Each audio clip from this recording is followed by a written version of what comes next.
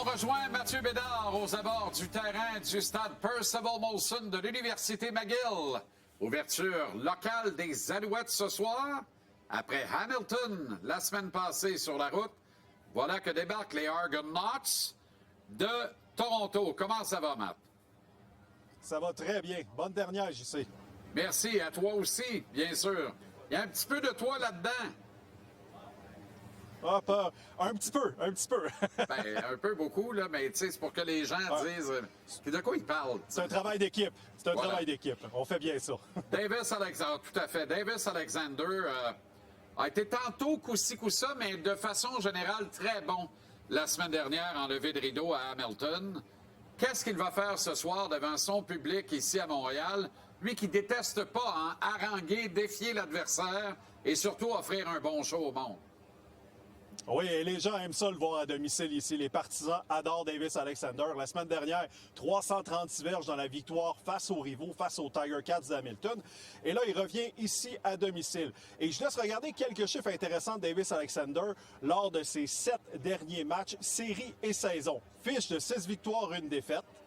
304 verges de moyenne.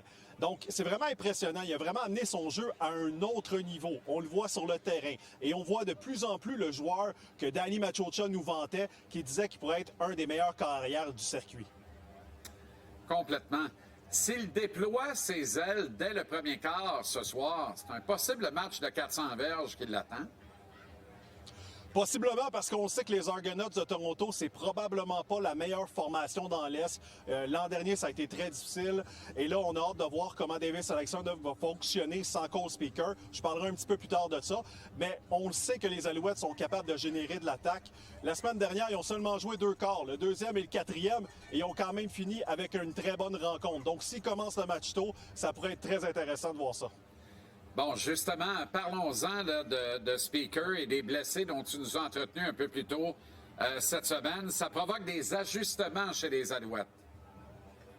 Oui, absolument. Cole Speaker qui va être absent pour 6 matchs au minimum. Et là, je vous laisse regarder la charte des positions du côté des Alouettes qu'on nous a fournie. Et en bas à droite, on voit le numéro 88, Marco Dubois, le centre arrière qui ce soir va jouer au poste de receveur.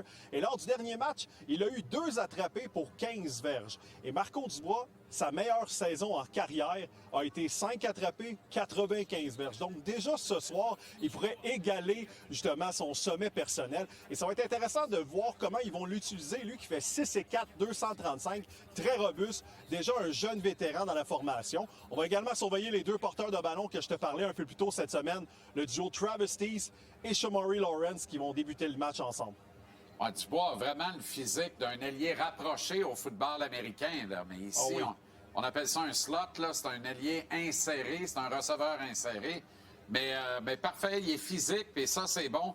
T'as un marteau-piqueur, là. C'est surtout bon pour les verges après les attraper également. Bon, quoi de mieux pour ce premier match que de recevoir l'ennemi juré, les Argonauts, qui, eux, jouent à cache-cache.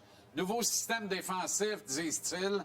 Et ils sont encore munis quand même d'une puissance au poste de quart arrière, là, qui, malgré les blessures, persiste et signe. Et oui, et ce soir, on va voir le retour de Chad Kelly, premier match en presque 600 jours. Son dernier match était lors de la finale 2024 face aux Alouettes de Montréal, où il s'était blessé à la jambe. Il a raté l'entièreté de la saison 2025. Et là, ce soir, il effectue son retour. Il va retrouver le receveur québécois Kevin Mittal, qui a fini 2e rang l'an dernier avec 102 réceptions. Et comme tu parlais, un nouveau système de la part de l'entraîneur-chef Mike Kelly, 45e entraîneur-chef des Argonauts de Toronto. Je rappelle que les Argonauts, la semaine dernière, ont eu une semaine de congé. Donc, ils arrivent ici frais reposés, mais avec quelques ajustements qu'ils devront faire dès le début du match. Je ne peux pas croire que Kelly s'était relevé après cette blessure épouvantable. Il n'était pas sans rappeler Moïse Alou, Joe Theismann.